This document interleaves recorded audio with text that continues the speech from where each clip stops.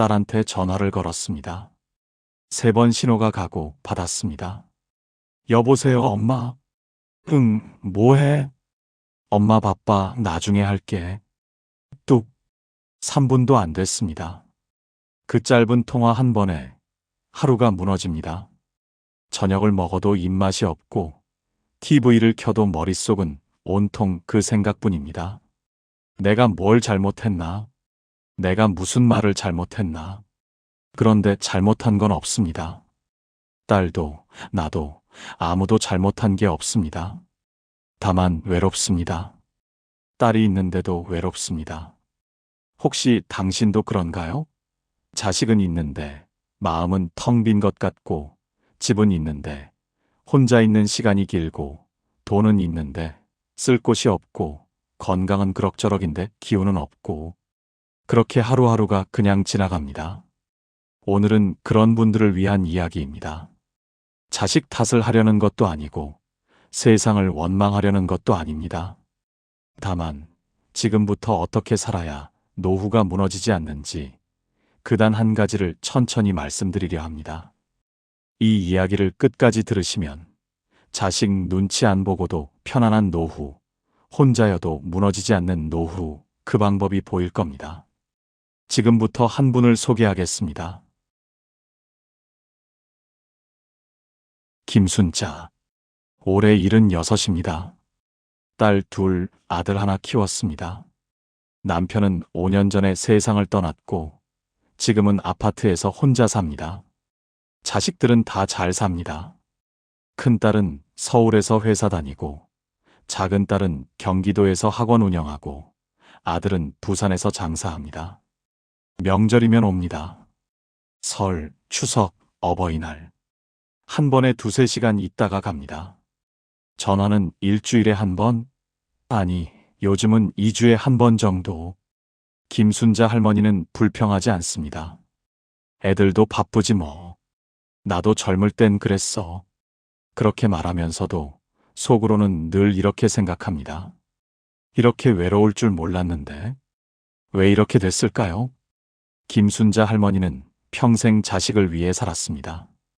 애들 학원비 벌려고 새벽 5시에 일어나 시장 갔고, 애들 대학 보내려고 남편이랑 둘이서 밤낮 없이 일했고, 애들 결혼 자금 만들려고 여행 한 번 안 갔습니다. 그렇게 다 키워놨는데 이제 애들은 자기 삶을 삽니다. 당연합니다. 그게 정상입니다. 그런데 김순자 할머니는 이제 뭘 해야 할지 모릅니다. 평생 자식을 위해 살았으니까 자식이 떠나고 나니 내가 뭘 해야 하는지, 내가 뭘 좋아하는지 그걸 모릅니다. 그래서 외롭습니다. 사람이 없어서가 아니라 나 자신이 없어서 외로운 겁니다. 이건 김순자 할머니만의 문제가 아닙니다. 지금 이 이야기를 듣는 당신도 그렇지 않나요? 평생 누군가를 위해 살았습니다. 자식 키우고, 남편 뒷바라지하고, 집안 꾸리고, 그렇게 살다 보니 정작 나는 어디 갔는지 모릅니다. 좋아하는 게 뭔지, 하고 싶은 게 뭔지, 편한 게 뭔지 그걸 몰라요. 그러니 혼자 있으면 불안합니다. 할 일이 없으니까, 할 말이 없으니까, 할 생각이 없으니까. 그래서 자식한테 전화합니다. 뭐해? 밥 먹었어? 날씨 추운데 감기 조심해. 그런데 자식은 바쁩니다. 전화 받기 귀찮습니다. 엄마, 나중에 할게. 그 말 한마디에 하루가 무너집니다. 나이가 들면 달라지는 것들이 있습니다. 60대 초반까지는 괜찮았습니다. 친구도 만나고, 여행도 가고, 취미도 즐기고. 그런데 70대가 넘어가면서 몸이 달라집니다. 무릎이 아프고, 허리가 아프고, 계단이 무섭고, 날씨가 두렵습니다. 그러면 활동이 줄어듭니다. 친구를 만나기 힘들고, 여행을 가기 힘들고, 취미를 즐기기 힘듭니다. 그렇게 사람이 줄어들고, 할 일이 줄어들고, 하루가 길어집니다. 그때부터 외로움이 시작됩니다. 그리고 깨닫습니다.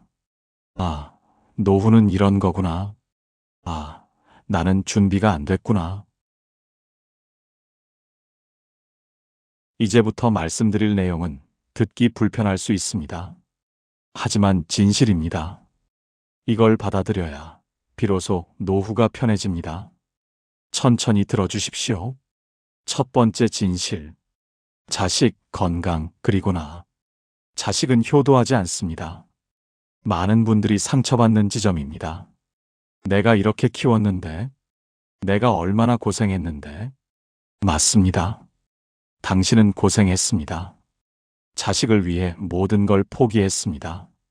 그런데 자식은 그걸 모릅니다. 정확히 말하면 알아도 갚을 수 없습니다.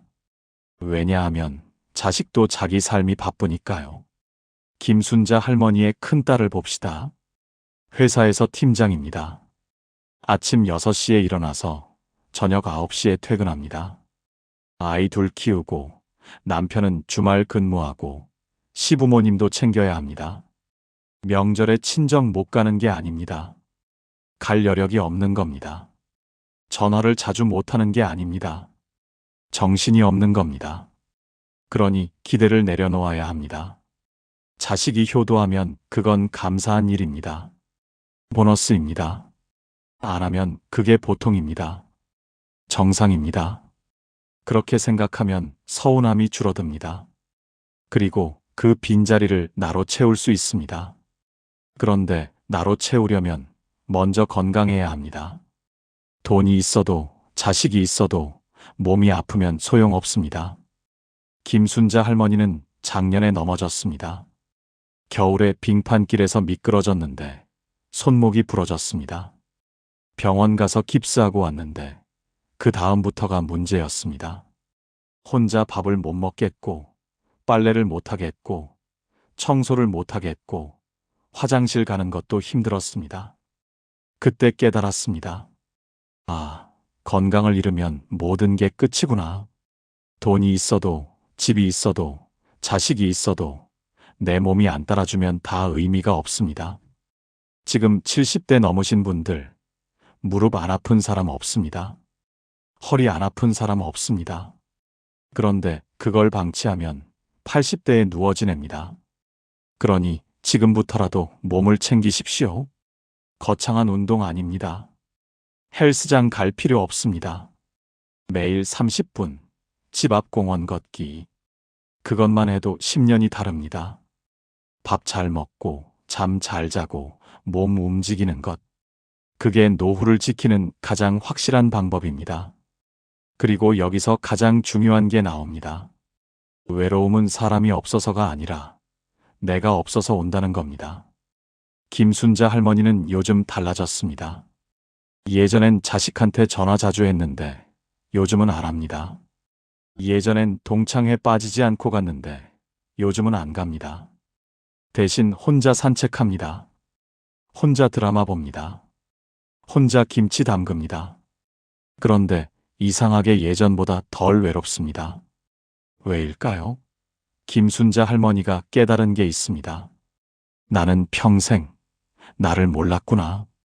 뭘 좋아하는지, 뭘 할 때 편한지, 뭘 먹을 때 맛있는지 그걸 생각해 본 적이 없었습니다. 그냥 애들 좋아하는 거 해주고 남편 좋아하는 거 해주고 그렇게 살았습니다. 그러니 혼자 있으면 불안했던 겁니다. 나를 모르니까 나와 있는 게 불편했던 겁니다.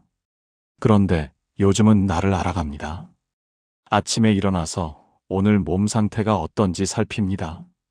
무릎이 괜찮으면 산책 나가고 허리가 아프면 집에서 쉽니다. 밥 먹을 때 맛을 느낍니다.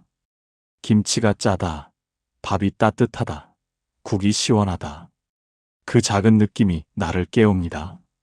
산책할 때 바람을 느낍니다. 오늘은 춥다, 오늘은 따뜻하다, 오늘은 바람이 분다. 그 작은 감각이 나를 살립니다. 그렇게 하루하루를 나로 채웁니다. 그랬더니 자식이 전화 안 해도 괜찮습니다. 친구가 안 만나도 괜찮습니다. 왜냐하면 나는 나랑 있으니까요. 외로움을 없애는 방법은 사람이 아닙니다. 나를 찾는 겁니다. 두 번째 진실. 돈과 사람을 정리하는 법. 돈은 많이 있어봐야 불안만 커집니다. 돈이 있으면 안심될 것 같습니다. 그런데 실제로는 그렇지 않습니다.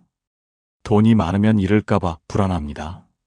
자식이 탐낼까봐 불안합니다. 사기당할까봐 불안합니다. 김순자 할머니 동네에 박할아버지라는 분이 계십니다. 집 2채 있고 예금도 억 단위로 있고 연금도 나옵니다. 그런데 이분 마음 편한 날이 없습니다. 자식들이 언제 돈 달라고 할까? 집 팔아서 어디 투자할까? 요양원 비용은 얼마나 들까? 그런 생각만 합니다. 돈이 많은데 행복하지 않습니다. 반대로 김순자 할머니는 돈이 많지 않습니다. 집 한 채, 예금 조금, 국민연금 조금. 그런데 김순자 할머니는 요즘 편합니다. 왜냐하면 돈 없이도 괜찮은 하루를 알기 때문입니다. 공원 산책은 공짜입니다. 도서관 책은 공짜입니다. 복지관 프로그램도 거의 공짜입니다. 밥은 집에서 해 먹고, 옷은 있는 거 입고, 친구는 가까운 사람만 만나고. 그렇게 살면 돈이 많이 안 듭니다. 돈이 많이 안 들면 돈 걱정이 줄어듭니다. 돈 걱정이 줄어들면 마음이 편해집니다. 진짜 중요한 건 돈이 아니라 돈 없이도 괜찮은 하루입니다. 그리고 나이가 들면 관계도 정리해야 합니다. 모든 사람을 다 만날 필요 없습니다. 만나면 피곤한 사람, 만나면 기분 나쁜 사람, 만나면 비교당하는 사람, 그런 사람은 이제 안 만나도 됩니다. 김순자 할머니는 작년까지 동창회를 다녔습니다. 그런데 갈 때마다 기분이 나빴습니다. 너희 딸 의사 됐다며? 너희 아들 미국 간다며? 너희 남편 연금 많이 나온다며? 그런 얘기만 합니다. 집에 오면 기분이 우울합니다. 우리 애들은 왜 저 모양일까? 우리 집은 왜 이 모양일까? 그런 생각이 듭니다. 그래서 올해부터 동창회를 안 갑니다. 안 가니까 편합니다. 비교 안 하니까 마음이 편합니다. 사람은 많으면 좋은 게 아닙니다. 진짜 편한 사람 2~3명이면 충분합니다. 나이 들어서까지 인간관계에 시달릴 필요 없습니다. 좁고 깊게 그렇게 사는 게 낫습니다. 그리고 평생 비교하며 살았다면 이제 그만 비교를 멈추십시오. 옆집 애는 서울대 갔는데 우리 애는 안 갔고, 누구는 아파트 샀는데 우리는 못 샀고, 누구는 해외여행 가는데 우리는 못 가고, 그렇게 비교하며 살다 보니 늘 뒤처진 것 같았습니다. 그런데 이제 와서 보면 그게 다 허상입니다. 아파트 산 사람도 불행합니다. 서울대 간 자식도 말썽입니다. 해외여행 간 사람도 외롭습니다. 다들 그냥 그렇게 삽니다. 행복은 조건이 아닙니다. 남보다 잘 사는 게 행복이 아닙니다. 김순자 할머니는 요즘 비교를 안 합니다. 남이 뭘 하든 상관없습니다. 나는 나대로 살면 됩니다. 그렇게 생각하니까 편해졌습니다. 비교를 멈추면 비로소 보입니다. 내가 가진 것이 보입니다. 지금 이 순간이 보입니다. 3번째 진실. 지금 이 순간을 사는 법. 나이가 들면 과거를 후회합니다. 그때 이렇게 했으면, 그때 저렇게 안 했으면. 그런데 과거는 돌아오지 않습니다. 후회해봤자 바뀌지 않습니다. 미래도 마찬가지입니다. 10년 후엔 어떡하지? 혼자 남으면 어떡하지? 그런데 미래는 아무도 모릅니다. 10년 후에 내가 살아있을지도 모릅니다. 그러니 중요한 건 지금입니다. 김순자 할머니는 요즘 이렇게 삽니다. 내일 생각 안 합니다. 어제 생각 안 합니다. 오늘 아침에 일어났으면 감사합니다. 오늘 밥 먹었으면 감사합니다. 오늘 잠들면 그걸로 됐습니다. 아침에 일어나면 몸 상태를 살핍니다. 오늘 어디가 불편한지, 오늘 어디가 괜찮은지, 그걸 아는 것부터 시작입니다. 밥을 먹으면서는 맛을 느낍니다. 김치가 짜다, 밥이 따뜻하다, 국이 시원하다. 그 작은 느낌이 나를 깨웁니다. 산책을 하면서는 바람을 느낍니다. 오늘은 춥다. 오늘은 따뜻하다. 오늘은 바람이 분다. 그 작은 감각이 나를 살립니다. 사람을 만나면 진짜 만나고 싶은 사람만 만납니다. 억지로 만나지 않습니다. 비교하지 않습니다. 그냥 편하게 앉아서 차 한 잔 마시고 그게 전부입니다. 전화가 오면 길게 하지 않습니다. 할 말하고 들을 말 듣고 끊습니다. 자식한테 서운해하지 않습니다. 바쁜 거 압니다. 그렇게 하루하루를 나로 채웁니다. 남이 아니라 나로, 과거가 아니라 지금으로, 불안이 아니라 감사로. 그게 노후를 지키는 삶입니다. 그렇게 사니까 편합니다. 지금 이 순간을 사는 것, 그게 노후를 지키는 가장 확실한 방법입니다. 오늘부터 달라지는 삶. 노후는 준비하는 게 아니라 사는 겁니다. 돈을 모으고, 집을 사고, 보험을 들고, 그게 다가 아닙니다. 진짜 노후는 나를 아는 것에서 시작됩니다. 내가 뭘 좋아하는지, 내가 뭘 할 때 편한지, 내가 어떻게 살고 싶은지, 그걸 알면 자식이 없어도 괜찮습니다. 돈이 적어도 괜찮습니다. 혼자여도 괜찮습니다. 왜냐하면 나는 나로 채워지니까요. 딸이 있어도 외로운 이유는 딸에게 기대했기 때문입니다. 딸이 나를 채워줄 거라고 생각했기 때문입니다. 그런데 아무도 나를 채워줄 수 없습니다. 나는 나만 채울 수 있습니다. 그러니 이제부터는 나로 살아가십시오. 남을 위해서가 아니라 나를 위해서. 내일을 위해서가 아니라 오늘을 위해서. 그렇게 살면 노후는 무너지지 않습니다.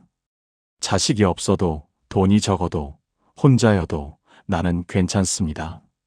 왜냐하면 나는 나이니까요. 오늘도 당신은 살아 있습니다. 그것만으로 충분합니다. 오늘 하루도 편안하게 보내십시오. 노후 산책과 함께였습니다.